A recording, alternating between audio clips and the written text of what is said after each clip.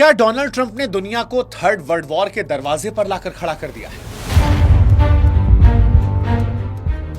देखिए, इतिहास गवाह है कि बड़े युद्ध कभी भी एक दिन या फिर एक धमाके से नहीं शुरू होते।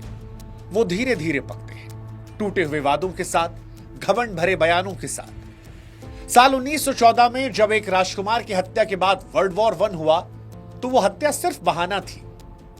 साल 1939 में पोलैंड पर हिटलर का हमला ट्रिगर पॉइंट था, लेकिन असल में युद्ध की तैयारियां बहुत पहले शुरू हो गई थी। और आज जनवरी 2026 में वही डरावना खेल एक बार फिर से शुरू हो गया।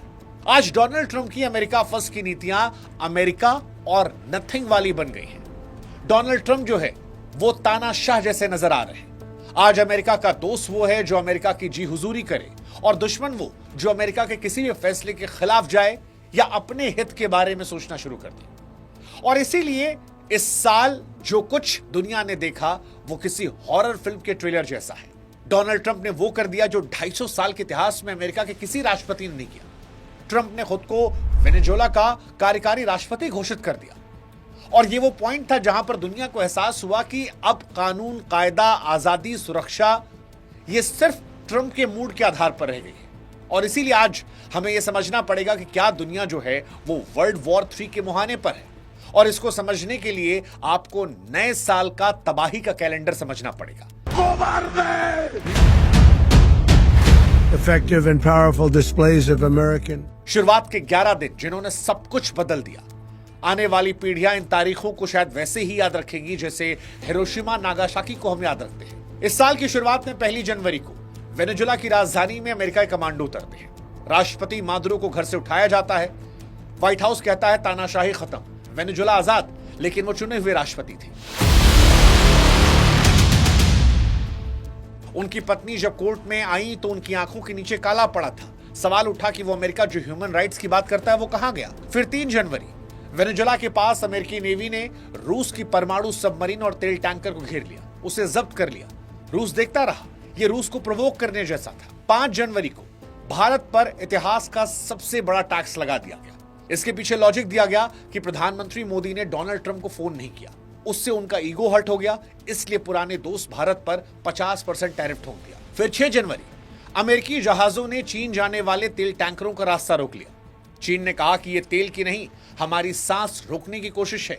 लेकिन ट्रंप ने कहा हमें फर्क नहीं पड़ता, तेल खरीदना है हमसे खरीदो, वेनेजुएला अब हमारा है। फिर 7 जनवरी को पुतिन और किम जोंग उन की एक इमरजेंसी मीटिंग होती है। और यहां से दुनिया को लगता है कि क्या एक वैकल्पिक तैयारी जो है वो रशिया ने भी शुरू कर दी है, जहां चाइनीज प्रेसिडेंट दिखे तो नहीं है, लेकिन Kim Jong Un, Xi Jinping और राष्ट्रपति पुतिन, ये तीनों अमेरिका के कट्टर दुश्मन है। और अगर ये तीनों मिल रहे हैं तो क्या अमेरिका के खिलाफ ये भी कोई तैयारी कर रहे हैं? और इस तबाही कैलेंडर में आप ईरान को भी जोड़ लीजिए, क्योंकि ईरान में जो कुछ हो रहा है वो सिर्फ आंतरिक कहानी नहीं है, उसके पीछे अमेरिका की भी कहानी है, एलॉन मस्क की कहानी है, जो आज ईरान की तस्वीरों को दुनिया भर में अपने इंटरनेट के जरिए पहुंचा रहे हैं। लेकिन हद तब पार हुई जब अमेरिका ने डेनमार्क को धमका दिया, कहा कि ग्रीनलैंड हमें बेच दो। डेनमार्क की लड़ाई सबसे खतरनाक है क्योंकि ये नेटो को तोड़ने वाली है।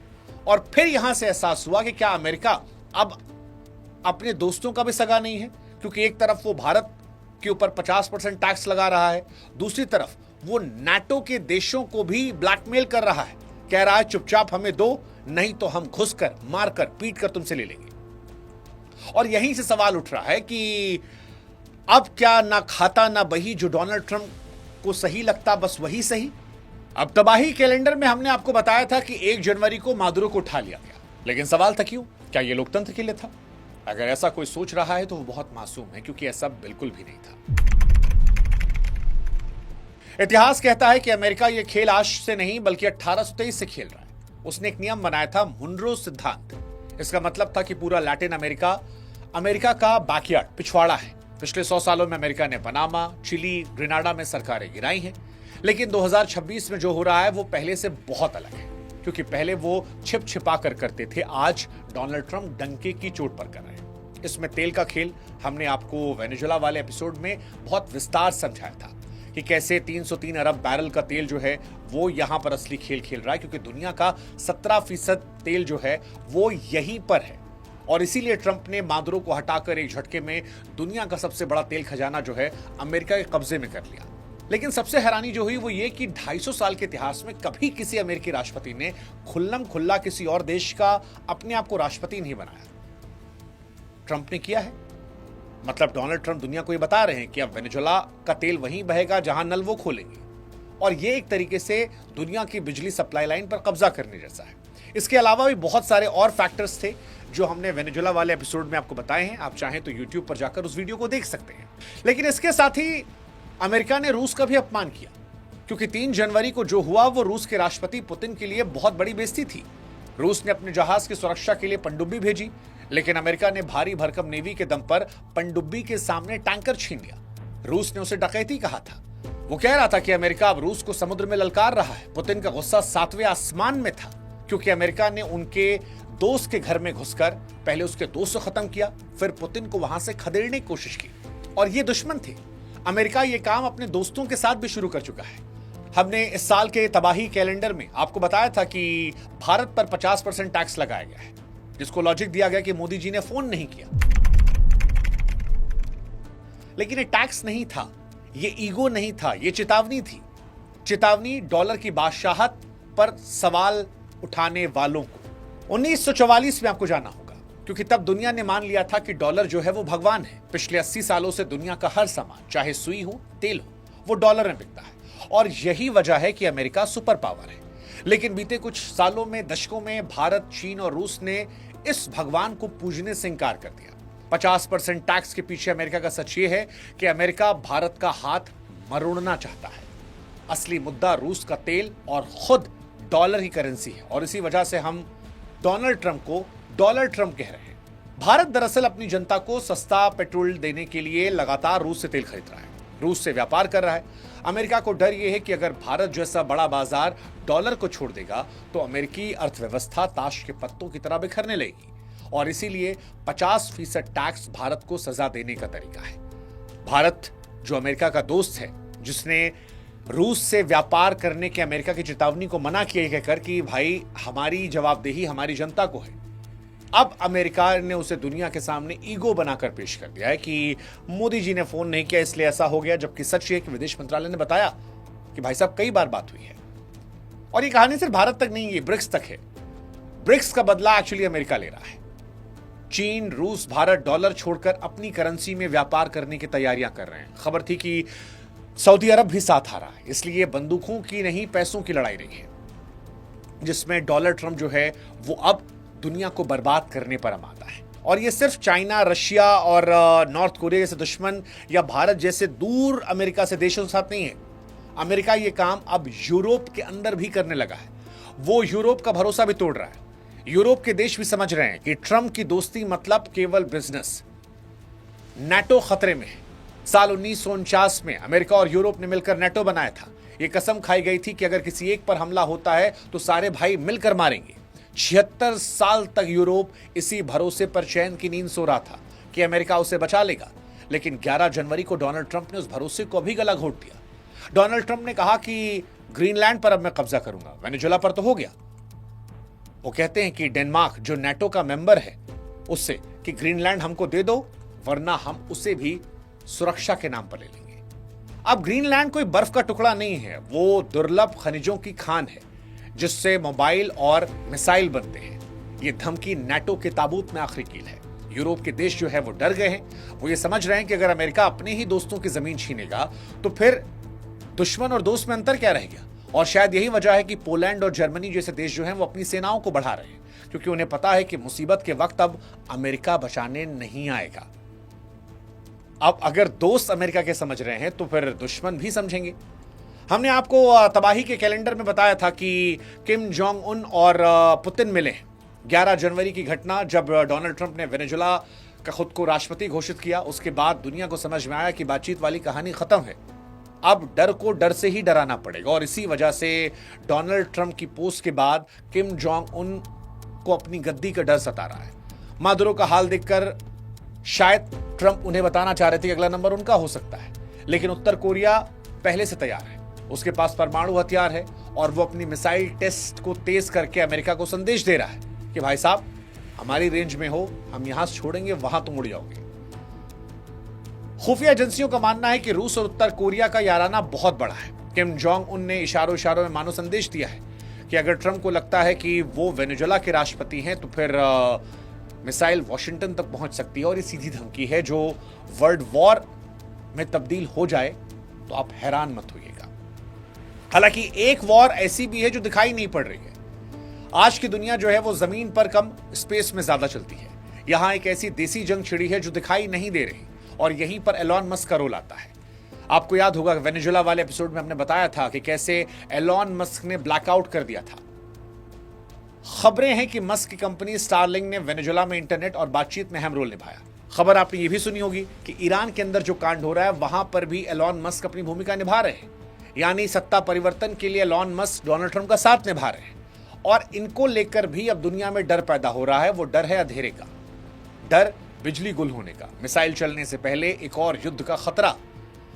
लीक रिपोर्ट्स के मुताबिक रूस चीन ने अपनी साइबर आर्मी को एक्टिव कर दिया है। डर इस बात का है कि अमेरिका और उसके साथी देश पावर ग्रिड को हैक कर सकते हैं। अब आप सोचिए कि नई दुनिया में कैसा युद्ध होगा कि एक क्लिक और पूरे शहर की बत्ती गुल, ना एटीएम, ना अस्पताल की मशीनें, ना पानी आएगा, ना इंटरनेट, ना फोन। हम सब वापस पत्थर के युग में जाएंगे।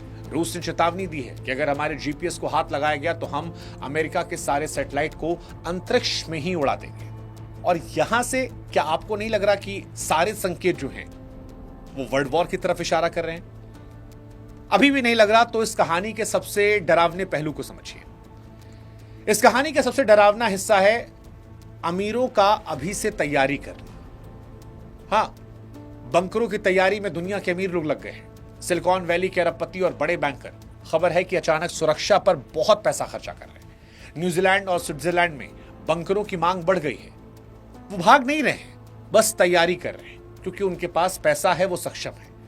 इन बंकरों में कहा जा रहा है कि 5 साल का राशन, ऑक्सीजन और हथियार रखे जाएंगे। अब आम आदमी को लग सकता है कि ये क्या है, लेकिन अमीर लोग जानते हैं कि डोनाल्ड ट्रंप ने जब खुद को वेनेजुएला का राष्ट्रपति घोषित किया तो ये उस लक्ष्मण रेखा को पार करना था जिसके बाद वर्ल्ड वॉर या परमाणु युद्ध का खतरा बढ़ जाता है। क्योंकि जब अरबपति जमीन के नीचे घर बनाए तो ये संकेत है कि आसमान में सब कुछ ठीक नहीं और वहां से कुछ गिर सकता है और अब जब गिरेगा तो दुनिया तबाह होगी। इसीलिए शायद अमीर लोग अभी से तैयारी कर रहे हैं।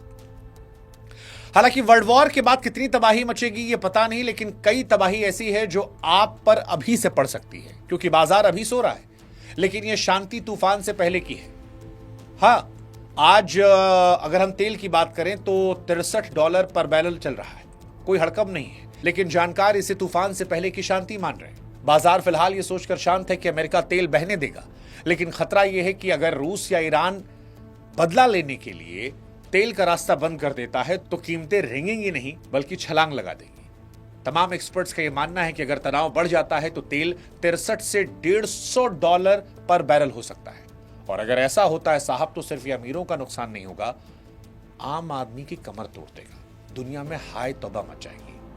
मतलब महंगाई चरम पर चली जाएगी। दूध, सब्जी से लेकर दवाइयां सब महंगी हो जाएंगी, सबके दाम दोगुने हो जाएंगे। ईएमआई जो है वो बढ़ जाएगी, बैंक ब्याज दरों को बढ़ा देगा, आपकी घर, कार, ईएमआई सब बढ़ जाएगी। नौकरियों की मारामारी हो जाएगी। कंपनी घाटे से बचने के लिए लोगों को नौकरी से निकालना शुरू कर देंगी। शायद तब लोग डर के मारे कैश और सोना घर में रखने लगेंगे। अफरा तफरी का माहौल बन जाएगा क्योंकि बैंक सरकारों पर भरोसा खत्म होने लगेगा। कुल मिलाकर कहें तो जनवरी 2026 की सुबह आज हम कहां खड़े ये समझना जरूरी है।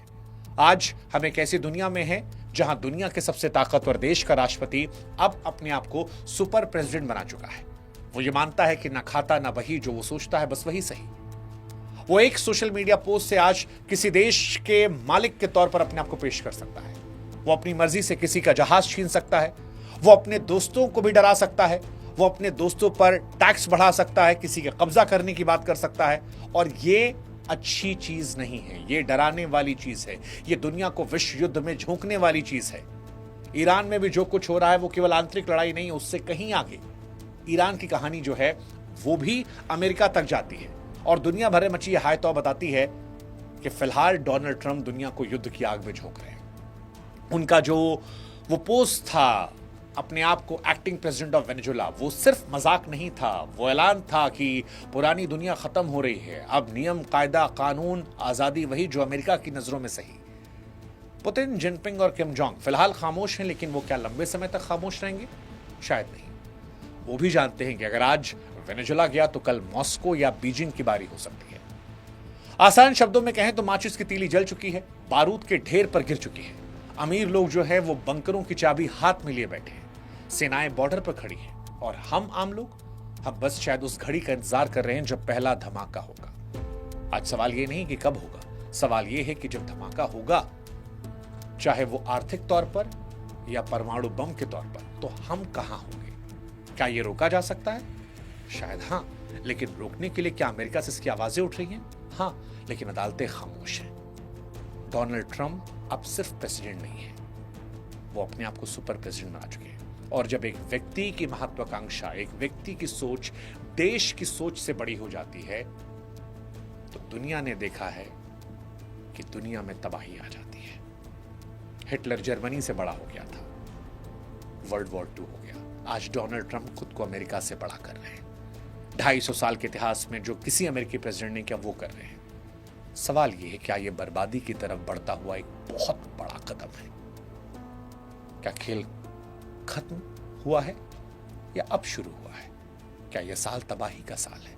ऐसे बहुत सारे सवाल अगर आपके जहन में आ रहे हैं तो ये बेवजह नहीं है, इनके पीछे संकेत है, क्रोनोलॉजी है, जो दुनिया में वेनेजुला से लेकर ईरान तक दिख रही है, जो नॉर्थ कोरिया और रशिया की मीटिंग में दिख रही है, जो चाइना की खामोशी में दिख रही है, जो भारत को मिली धमकियों में दिख रही है, जो ग्रीनलैंड पर कब्जे की चेतावनी में दिख रही है। सवाल यही कि क्या डोनाल्ड ट्रंप दुनिया को थर्ड वर्ल्ड वॉर की आग में झोंकने वाले हैं? यह सवाल परेशान करना चाहिए। आप क्या सोचते हैं? कमेंट सेक्शन में आपका इंतजार है।